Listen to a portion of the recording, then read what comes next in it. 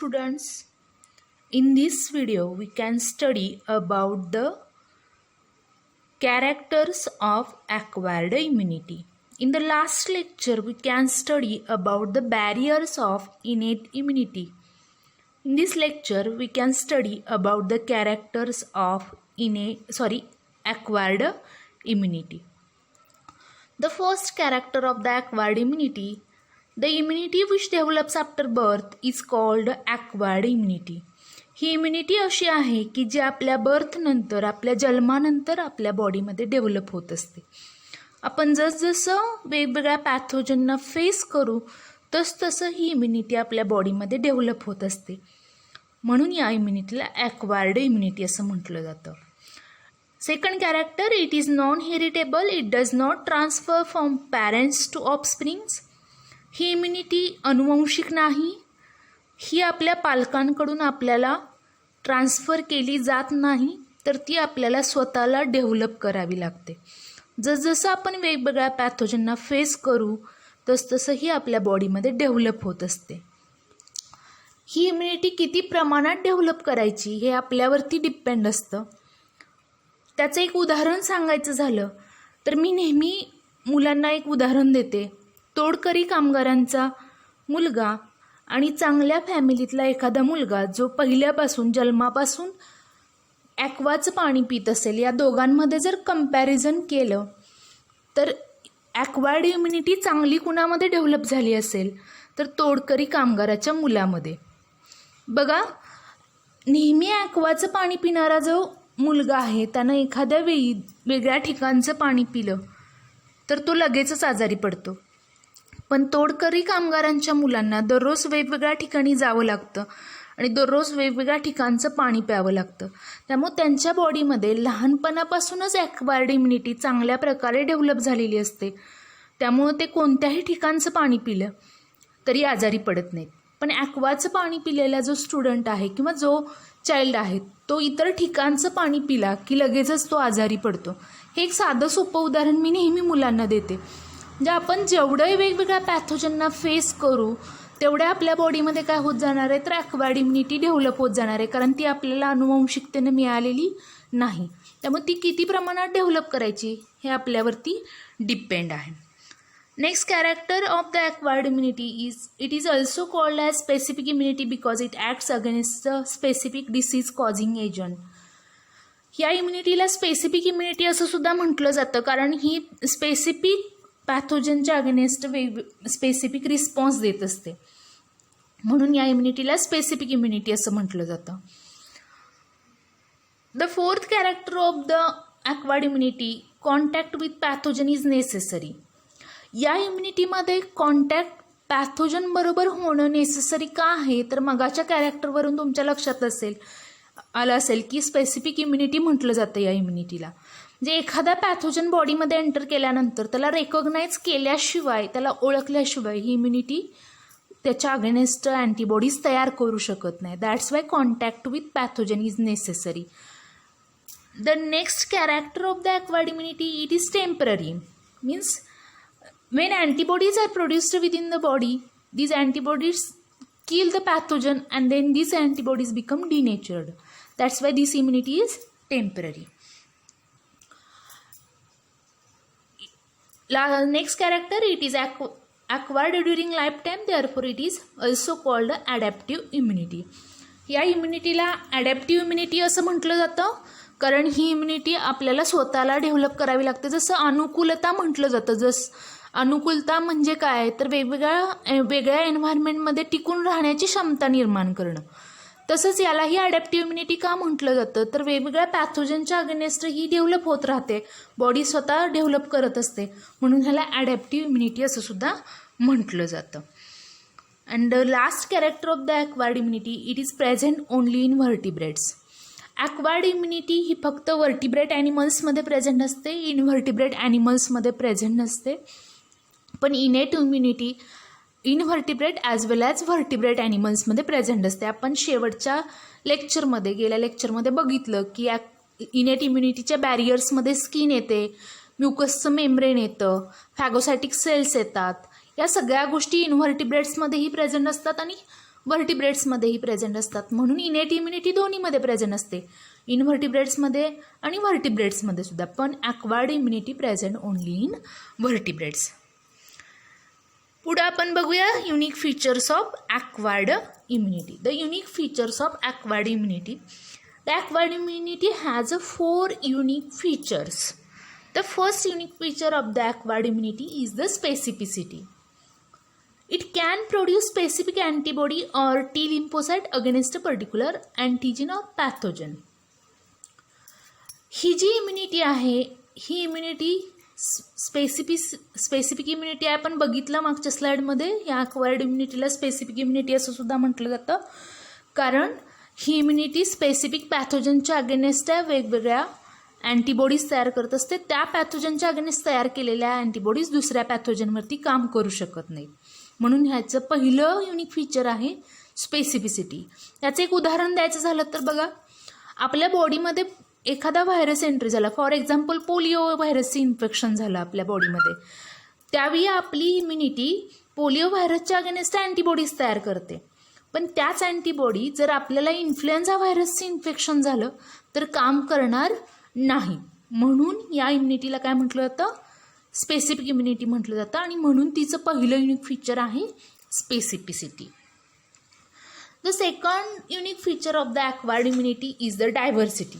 It can recognize a vast variety of pathogens which are present in the environment.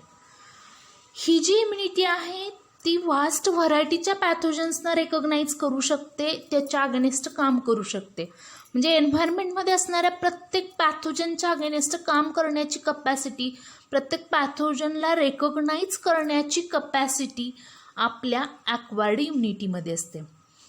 याचं उदाहरण द्यायचं झालं तर बघा, आपल्या एन्व्हायरमेंटमध्ये मी आत्ता मगाशी सांगितल्याप्रमाणे 2 व्हायरसची नावं सांगितली. पोलिओ व्हायरस असेल, इन्फ्लुएन्झा व्हायरस असेल, पॅरा इन्फ्लुएन्झा व्हायरस असेल, साल्मोनेला टायफी असेल, स्ट्रेप्टोकॉकस निमोनिया असेल, अमिबा असेल, कोणत्याही प्रकारच्या पॅथोजनच्या अगेन्स्ट ती काम करू शकते. म्हणून तिचं सेकंड कॅरेक्टर येतं डायव्हर्सिटी. डायव्हर्सिटी म्हणजे विविधता.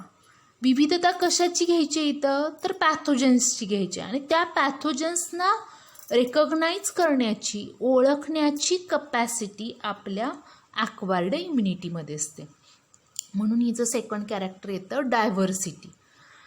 The third unique feature of the acquired immunity is the discrimination between self and non-self. It differentiates between own body cells and foreign molecules or non-self molecules. ही जी immunity आहे किंवा आपल्या बॉडीमध्ये असणारी इम्युन सिस्टीम जी आहे, ती इम्युन सिस्टीमचं हे खूप महत्त्वाचं कॅरेक्टर आहे. लक्षात घ्या, जे असं आहे की discrimination between self and non self खूप महत्त्वाचं कॅरेक्टर म्हणण्यापाठीमागचं काय कारण आहे तर बघा, एखादा फॉरेन सबस्टन्स किंवा पॅथोजन बॉडीमध्ये एंटर झाला समजा, तर त्याला अगोदर रेकॉग्नाइज केला गेला पाहिजे, त्याला ओळखला गेला पाहिजे, तरच त्याच्या अगेन्स्ट काय करू शकणार आहे आपण, किंवा आपली इम्युन सिस्टीम काम करू शकणार आहे. मग हे ओळखलाच गेला नाही तर त्या पॅथोजनला किंवा त्या फॉरेन सबस्टन्सला आपली इम्युन सिस्टीम काय करू शकली नसती, किल करू शकली नसती. पण आपल्या इम्युन सिस्टीमकडे हे महत्त्वाचं कॅरेक्टर आहे, जी काय करू शकते तर फॉरेन सबस्टन्सला रेकॉग्नाइज करू शकते तिच्यामध्ये, आणि आपल्या बॉडीच्या सेल्समध्ये ती काय करू शकते तर विविधता बघू शकते. हा वेगळा मोलिक्यूल आहे हे ओळखू शकते, अशी असणारी ही इम्युनिटी आहे किंवा आपली इम्युन सिस्टीम आहे. त्या प्रकारेच बघा, आपल्या इम्युन सिस्टीममध्ये असणारे हे कॅरेक्टर किती महत्त्वाचं आहे बघा. जोपर्यंत ती फॉरेन सबस्टन्सला रेकॉग्नाइज करत नाही तोपर्यंत ती त्याला किल करत नाही. तसंच आपल्या बॉडी सेल्सना ती रेकॉग्नाइज करू शकते, ह्या माझ्या बॉडी सेल्स आहेत म्हणून ती त्याच्यावरती ॲक्ट होऊ शकत नाही. पण हे जर करू शकत नसती तर ती काय केलं असतं, इम्युन सिस्टीममधल्या सेल्सनी बॉडी सेल्सनाच किल करायला सुरुवात केलं असतं आणि मग आपल्या बॉडीला हार्म झाला असता. पण असं कधीही होत नाही. म्हणून मी म्हटलं की it is the most important character of the immune system or acquired immunity, discrimination between self and non-self. It can differentiate between the self molecules and non-self molecules. That's why it is most important character of the immune system or acquired immunity. And the last unique feature of the acquired immunity is the memory. When the immune system encounters a specific foreign agent for the first time, it generates an immune response and eliminates the invader. This is called first encounter. आपल्या बॉडीमध्ये ज्यावेळी एखादं infection पहिल्यांदा होतं, म्हणजे त्या व्हायरसचं आपल्याला अगोदर कधीही इन्फेक्शन झालं नसतं आणि ते अगोदर पहिल्यांदाच झालं असेल, तर आपली इम्युन सिस्टीम त्या पॅथोजनला किंवा त्या व्हायरसला रेकग्नाइज करते, त्याच्या अगेन्स्ट अँटीबॉडीज तयार करते आणि त्याला किल करते आणि बॉडीमधून बाहेर काढते. ह्याला फर्स्ट एन्काउंटर असं म्हटलं जातं. त्या पॅथोजनचा फर्स्ट एन्काउंटर असं म्हटलं जातं. हा फर्स्ट एन्काउंटर झाल्यानंतर the immune system retains the memory of the first encounter. आपली इम्युन सिस्टीम फर्स्ट एन्काउंटर करत असतानाच आपल्या बॉडीमध्ये त्याच्याविषयीची मेमरी रिटेन करते. म्हणजे कुणाविषयीची? तर पहिल्यांदा आलेल्या पॅथोजनची. तो पहिल्यांदाच आला होता बॉडीमध्ये, त्याच्या अगेन्स्टची मेमरी प्रिझर्व करते. As a result, a second encounter with same pathogen brings about quicker and stronger immune response. म्हणजेच काय, तर दुसऱ्यांदा ज्यावेळी आपल्याला बॉडीमध्ये इन्फेक्शन होतं त्याच पॅथोजनचं, सेम पॅथोजनचं, त्यावेळी विदिन द शॉर्ट टाईम आपल्या बॉडीकडून त्याचं सेकंड एन्काउंटर केलं जातं.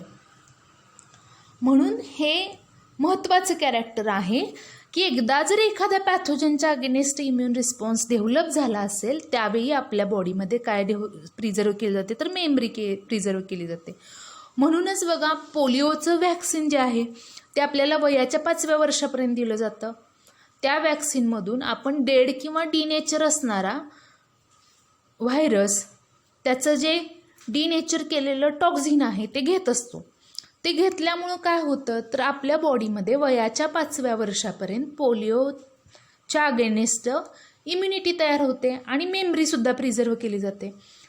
हे जे घेतलेलं वॅक्सिन आहे वयाच्या 5व्या वर्षापर्यंत घेतलं, पण ते काम कधीपर्यंत करतं, तर लाईफ टाईम करत असतं. ते कशामुळं, तर आपल्या बॉडीमध्ये इम्युन सिस्टीमकडे हे महत्त्वाचं कॅरेक्टर आहे, ज्याला आपण काय म्हणतो, मेमरी म्हणतो. म्हणजे काय, तर आपल्या बॉडीमध्ये एखादं इन्फेक्शन झालं तर त्या पॅथोजनच्या इन्फेक्शनमध्ये आपल्या बॉडीमध्ये मेमरीसुद्धा तयार केली जाते. ही 4 युनिक फीचर्स आहेत ॲक्वायर्ड इम्युनिटीचे: specificity, diversity, discrimination between self and non self, and last memory. बघा, ह्याच्यावरती बोर्ड एक्झामला बऱ्याच वेळा प्रश्नसुद्धा विचारला गेलेला आहे. Give the unique features of the acquired immunity. There are 4 features: specificity, diversity, discrimination between self and non-self, and memory cells. In the next lecture, we can study about the types of acquired immunity. Thank you.